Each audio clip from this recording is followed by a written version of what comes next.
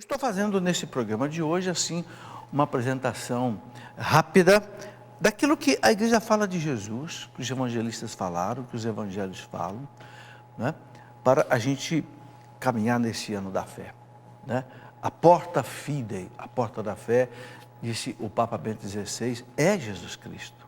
Então, é por essa porta que a gente entra. Por isso que estou relembrando aqui essas citações que os evangelistas colocam. Não é que São João coloca lá no evangelho dele, João 10:30, Jesus que diz, eu e o Pai somos um. Somos um, porque Deus é um só. Na verdade, o Pai, Filho e Espírito Santo é um. É a unidade, né? 3 pessoas, mas na unidade da Trindade, né? Eu sou a luz do mundo. Quem me segue não andará nas trevas. Pelo contrário, terá a luz da vida. Gente, que versículo importante esse, né? Eu sou a luz do mundo. Ele não disse eu sou uma, né?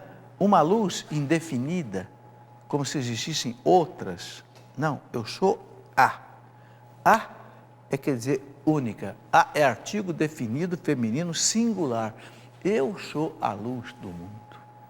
Né? E ele diz, quem não anda comigo, consequentemente, anda nas trevas. Gente, e é verdade. É verdade. Né? Quando a gente olha para a vida da gente para trás, a gente se arrepende dos momentos que não ouviu a voz de Jesus Cristo. Aquilo que Jesus diz lá no Sermão da Montanha, né? Vocês sabem que os 3 capítulos do Sermão da Montanha, Mateus 5, 6 e 7, é uma síntese do Evangelho. Até que os teólogos chamam de constituição do reino de Deus, esses 3 capítulos. Mateus 5, 6 e 7. Por quê? Porque ali Jesus condensou todo o ensinamento dele no Sermão da Montanha. E quando ele termina, capítulo 7, ele diz aquela frase importantíssima, quem ouve as minhas palavras, mas não põe em prática, é semelhante ao homem imprudente que construiu a casa lá na beirada da areia, lá na beirada do rio. Vem a enchente, a tempestade e carrega tudo. E foi grande a sua, né, destruição. Mas aquele que ouve as minhas palavras, acredita, põe em prática, vive, né? É como aquele que constrói a casa no alto, na pedra, na rocha, pode vir vento, chuva, tempestade, a inundação fica lá embaixo e a casa continua de pé. Mas é impressionante como as pessoas não aprendem isso, né? Não aprendem que a salvação, a alegria, a paz está, né, exatamente aí. Ainda eu estava dizendo que eu lia o livro de Gertrude von Lefort, né? Quando as irmãzinhas lá, carmelitas, foram levadas para um interrogatório, e é impressionante que a Revolução Francesa, aqueles racionalistas, ateus, mandaram fechar todos os conventos que fossem de contemplação, porque diziam, tudo isso aí é inutilidade. E tem mais ainda, como nós estamos pregando a liberdade, essas pessoas que estão nesses conventos, elas estão com a liberdade violada, estão sendo sacrificadas. E quando foi na hora do tribunal, uma das irmãs disse, vocês pensam que nós estivemos lá no convento presas? Se existe felicidade no mundo, é a felicidade que nós lá dentro experimentamos.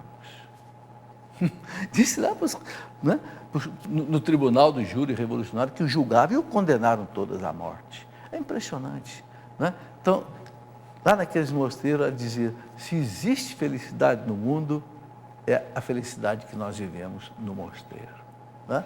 Porque o Cristo dá essa felicidade. Jesus realizou atos como o perdão dos pecados, que o manifestaram como o próprio Deus Salvador. Porque só Deus pode perdoar pecado. Então, quando Jesus perdoa pecados, né, ele mostra que ele prova que ele é Deus. Pode virar. Por que Jesus veio ao mundo? Uma pergunta que, né, a teologia coloca. O Papa Paulo VI, no credo do povo de Deus, o credo do povo de Deus é aquela explicação do credo que o Papa Paulo VI fez. Não é? Foi o último Papa que fez uma profissão de fé, uma explicação do credo. Ele diz, cremos que nosso Senhor Jesus Cristo, pelo sacrifício da cruz, nos remiu do pecado original e de todos os pecados pessoais, cometidos por cada um de nós, de sorte que se impõe como verdadeira a sentença do apóstolo: onde abundou o delito, superabundou a graça. Bom, a citação Romanos 5:20, né? E a profissão de fé do Papa Paulo VI, no número 17. Então, por que o Cristo veio ao mundo? O credo diz: para tirar o pecado do mundo, desde o pecado original até os pecados pessoais. O pecado original, Cristo tira pelo batismo. Os pecados pessoais, ele tira pela confissão. Então, ele tira os pecados do mundo. É por isso que a primeira coisa que Jesus fez, depois que ele ressuscitou, no domingo da ressurreição, a primeira coisa que Jesus fez foi instituir o sacramento da confissão. Lembra? João 20:22, ele apareceu no cenáculo, os apóstolos levaram até um susto, ele disse: a paz esteja convosco. Depois ele soprou sobre os apóstolos e disse: recebam o Espírito Santo. A quem vocês perdoarem os pecados estarão perdoados. Por que ele instituía o sacramento da confissão? Porque ele veio ao mundo para isso. Jesus veio ao mundo para tirar o pecado do mundo. Tanto é que São João, quando anunciou, disse: eis o Cordeiro de Deus que tira o pecado do mundo. É por isso, Sandro, o Papa disse esses dias uma coisa muito interessante: se a igreja não falar de Jesus Cristo, ela se transforma numa ONG só de assistência social. O Papa disse uma coisa muitíssimo importante que está acontecendo hoje. Tem muito missionário hoje que vai lá tratar dos índios e não fala de Jesus Cristo. Não leva o batismo, não leva a Eucaristia, vai lá só cuidar do índio como se fosse uma ONG social. E também ao contrário, né? Muitas vezes as pessoas esperam que a igreja vende tudo e dá para os pobres, faça assistencialismo, né? Então, muitas vezes as pessoas nos veem também a igreja como uma grande instituição de caridade, né? E no fundo, a nossa maior missão é falar de nosso Senhor Jesus Cristo. Claro!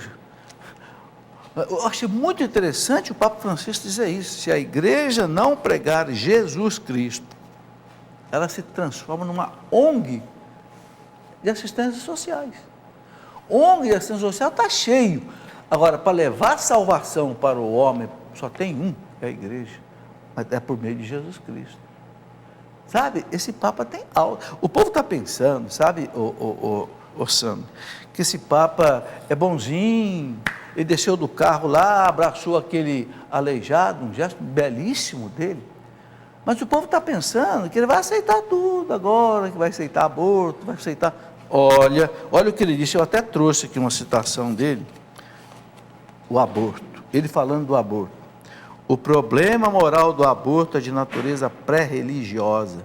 No momento da concepção está o código genético da pessoa, ali já existe um ser humano. Separa o tema do aborto de qualquer concepção religiosa, é um problema científico. Não permitir o desenvolvimento de um ser que já dispõe do código genético de um ser humano não é ético. Abortar é matar alguém que não pode se defender. O aborto nunca é solução. Sabe? O pessoal está pensando que esse Papa vai abrir... Quando ele fala, por exemplo, do casamento homossexual, do casamento de homem com de mesmo sexo, pessoas do mesmo sexo, ele diz assim, não é? Não sejamos ingênuos, não se trata de uma simples luta política, o que se pretende é a destruição do plano de Deus. É uma jogada do pai da mentira, do demônio, para confundir e enganar os filhos de Deus. Esse Papa é firmíssimo na doutrina. Se enganam aqueles que pensam que ele vai sacrificar a verdade em nome da caridade. Não vai, não. Ele não vai sacrificar a doutrina em nome da caridade. Ele vai fazer a caridade de São Francisco. A caridade que a igreja sempre fez em 20 séculos. Mas pode ter certeza que assim como São Francisco foi um homem firme na doutrina, firmíssimo na doutrina, ele é firme na doutrina. Bom, mas vamos em frente aqui.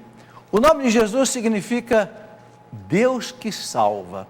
Eu não sei se as pessoas já perceberam isso. O judeu, quando punha o nome de alguém, não era assim, porque o nome é bonito, como a gente faz hoje. Não. O judeu, quando punha o nome num filho, ele estava pensando na identidade e na missão daquela criança.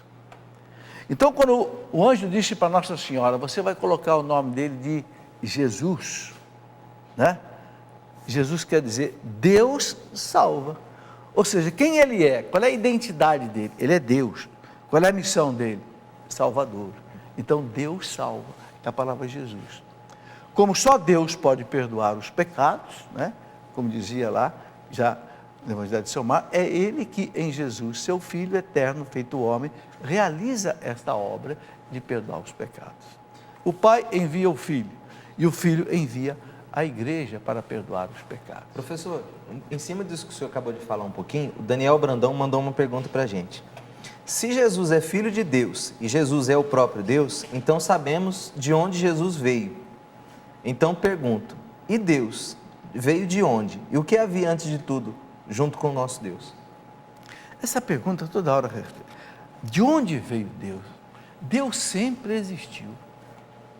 Deus é eterno. Ninguém fez Deus. A pergunta, quem é que fez Deus? Ninguém. Deus sempre existiu. Porque se houve um Deus que fez Deus, então tem que ter um outro Deus que fez. E aí não acaba nunca. Deus é incriado, né? Eu vou aproveitar o quadro negro novo que colocaram aqui, né? Deus é incriado. Incriado. Ou seja, Deus não é criado. Tá certo? Quem é criado é criatura, não é Deus. Se alguém criasse Deus, Deus não seria Deus. Ele sempre existiu. Mas não dá para entender. Não dá mesmo. Lógico que nós não vamos entender Deus. Deus não cabe na nossa cabeça. Quem entendeu isso foi Santo Agostinho. Santo Agostinho disse, Deus não é para ser entendido, é para ser adorado. Se tu o entendesses, ele não seria Deus, diz Santo Agostinho. O Deus que cabe na tua cabeça não é um Deus verdadeiro, é um Deus falso. Porque Deus, ele é mistério, ele não cabe na nossa cabeça. Um desses mistérios é esse, não teve princípio e não tem fim. Não tem passado para ele, não tem presente, não tem futuro. Deus é um instante que não passa, não existe o tempo para Deus, o tempo existe para nós, que somos criaturas. Na eternidade não tem mais tempo. Entende? É por isso que as pessoas se enganam muito quando pensam na eternidade, que pensa na eternidade com a cabeça na terra, aí pensa tudo errado, né? Pensa tudo errado. Bom, vamos lá. O anjo mostra a José que ele vai salvar o povo dos seus pecados, né? O anjo fala para São José, José, não tenha medo de receber Maria como tua esposa, o que dela vai nascer é obra do Espírito Santo. Ele veio para tirar o pecado do seu povo. E você vai dar-lhe o nome de Jesus, né? Uma das glórias, uma das honras de São José é ele ter dado o nome para Jesus. Porque quem dava o nome era o pai. E o pai dava o nome para a criança no 8º dia, quando fazia a circuncisão. Então o pai colocava o nome. E coube a José a glória de colocar o nome do menino de Jesus. Né? É muito bonito isso, pode passar. Ela, Maria, dará à luz um filho a quem porás o nome de Jesus, porque ele salvará o seu povo dos seus pecados. Gente, essa é a missão de Jesus. Uma coisa que nós temos que entender, que o Catecismo da Igreja coloca bem claro, é o seguinte: a pior realidade que existe no mundo, para a pessoa, para o mundo, para a igreja, é o que se chama pecado. Pecado é a total destruição do plano de Deus. Então Jesus veio para quê? Veio para tirar o pecado. E o pecado é um negócio tão horroroso, o pecado é um negócio tão feio, que precisou a morte do Cristo na cruz para acabar com ele. Aí você entende a hediondez do pecado, a gravidade do pecado, o horror do pecado. Não bastou Jesus chegar aqui, pregar o Evangelho e ir embora. Não, ele teve que beber o cálice até a última gota. Entende? E quando a gente olha, gente, para o que está acontecendo no mundo de hoje, a gente entende.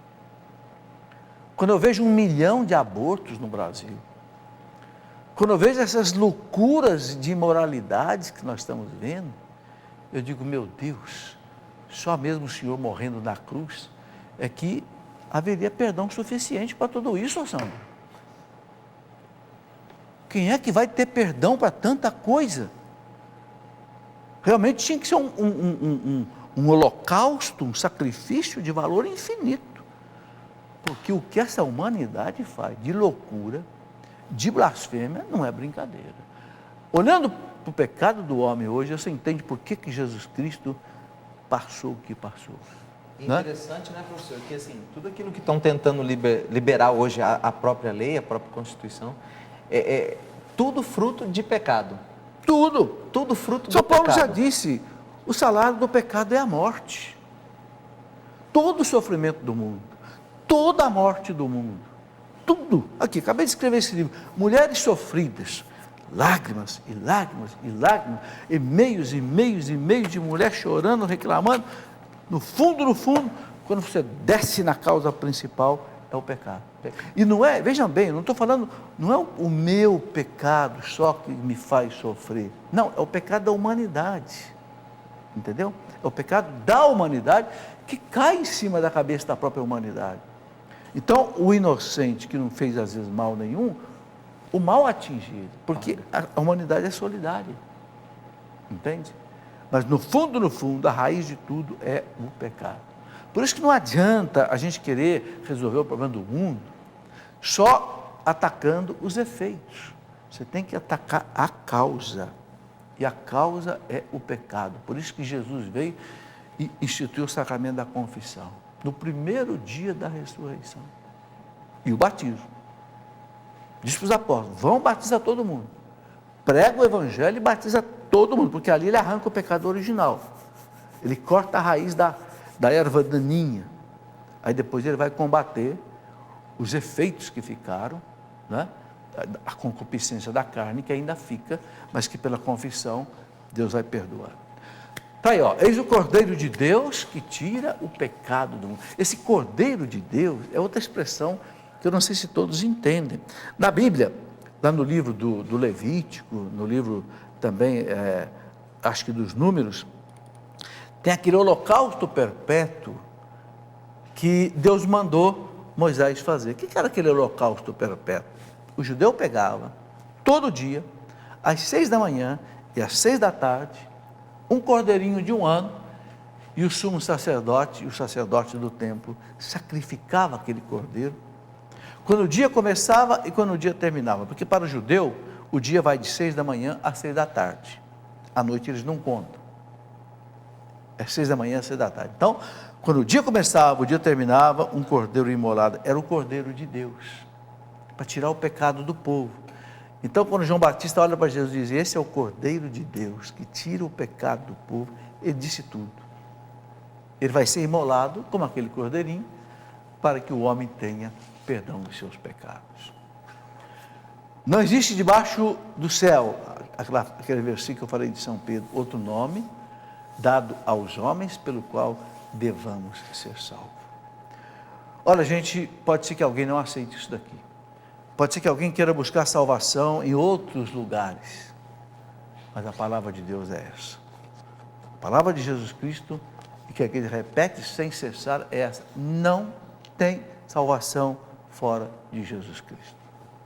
Vamos em frente. São Paulo, ele era Deus que em Cristo reconciliava consigo o mundo. Olha aí, era Deus. O mundo separou de Deus. O pecado original fez isso.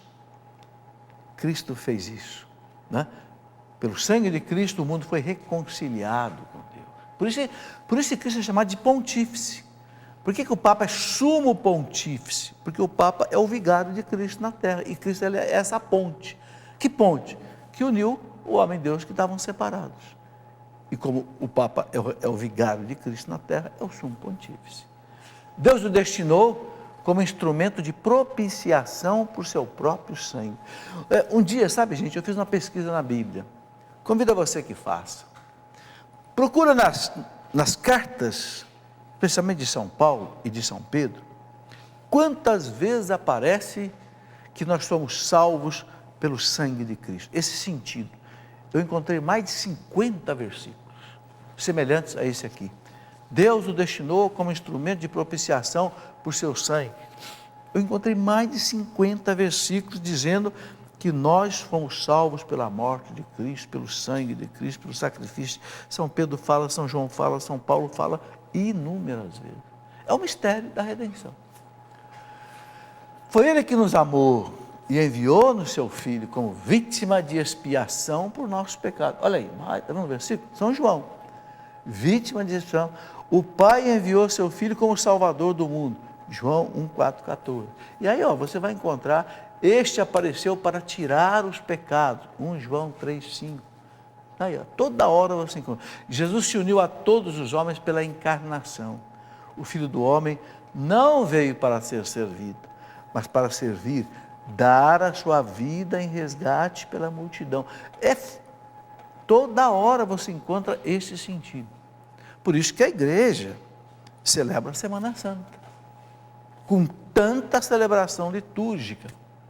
E faz, por exemplo, na Sexta-feira Santa, a adoração do Cristo na cruz. Né? Algumas pessoas já me perguntaram, não está errado dizer adoração da cruz? Não, não está errado, é adoração do Cristo na cruz. A cruz sem um Cristo não tem sentido. Né? É adoração do Cristo na cruz. Você veja o Cristo pregado na cruz. Por quê? Porque ali, né, como o padre canta no meio da Sexta-feira Santa, eis o lenho da cruz, do qual pendeu a salvação do mundo. Né? Ali foi pendurado Cristo que trouxe a salvação do mundo. Eu gosto muito dessa citação aqui, que é do Catecismo. Presta atenção nessa citação. Nenhum homem, ainda que o mais santo, tinha condições de tomar sobre si os pecados de todos os homens e de se oferecer em sacrifício por todos. A existência em Cristo da pessoa divina do Filho, no homem estava a pessoa divina do Filho, que supera e ao mesmo tempo abraça todas as pessoas humanas e que o constitui cabeça de toda a humanidade, torna possível seu sacrifício redentor por todos. Parágrafo 616 do Catecismo. Não sei se entenderam bem. O Catecismo diz assim, ainda que o homem mais santo morresse na cruz, não adiantava nada para salvar a humanidade. Por quê? Porque o Cristo salvou, porque na pessoa humana dele estava a pessoa divina do Verbo. Então o Verbo morreu na cruz ali com o homem Jesus. É claro que o Verbo não morre, mas o Verbo estava na pessoa de Jesus, participou daquele sacrifício. Então, a oferta que foi feita a Deus da morte de Cristo não foi a oferta só da vida de um homem, foi a oferta da vida de Deus. É por isso que a igreja bateu muito contra as heresias, que o gnosticismo, por exemplo, a gnose, que foi a primeira heresia que entrou na história da igreja, que não acreditava que o Cristo tivesse se encarnado, o Verbo tivesse se encarnado, porque a gnose ensinava que a matéria era má, era do Deus do mal. Como é que o Verbo, que é Espírito, vai se unir à matéria, que é o Deus do mal? Então, o que morreu na cruz não foi um homem que era Deus, mas simplesmente um homem. Então, não houve salvação. Porque se um homem só morre na cruz, não adianta nada, tem que ser um homem que seja Deus. Aí o sacrifício tem valor infinito. O Concílio de Trento, aquele concílio que foi feito em 1545, depois da Reforma Protestante, não é? Aquele concílio disse que por sua santíssima paixão, no madeiro da cruz, mereceu-nos a justificação. A justificação. Quer dizer, diante de Deus, nós somos perdoados, justificados. Esclarecendo que somente o único sacrifício de Cristo é princípio de salvação eterna. Isso também diz a carta aos Hebreus. Só o sacrifício de Cristo é princípio de salvação eterna. Por isso, ao entrar no mundo, Cristo afirmou, não, é muito bonita essa citação, Muito bonito. Esse é da carta aos Hebreus. Quando Cristo entrou no mundo, ele afirmou: não quiseste sacrifício e oferenda, tu, porém, formaste-me um corpo. Holocaustos e sacrifícios pelo pecado não foram do teu agrado. Por isso eu digo: eis-me aqui para fazer a tua vontade. Aquilo que está no Salmo 40 e aquilo que está em Hebreus 10, 5, 7. O Filho chegou para o Pai, no seio da Trindade, e disse: eu sei que sacrifício de touros, ovelhas, não são suficientes para salvar a humanidade.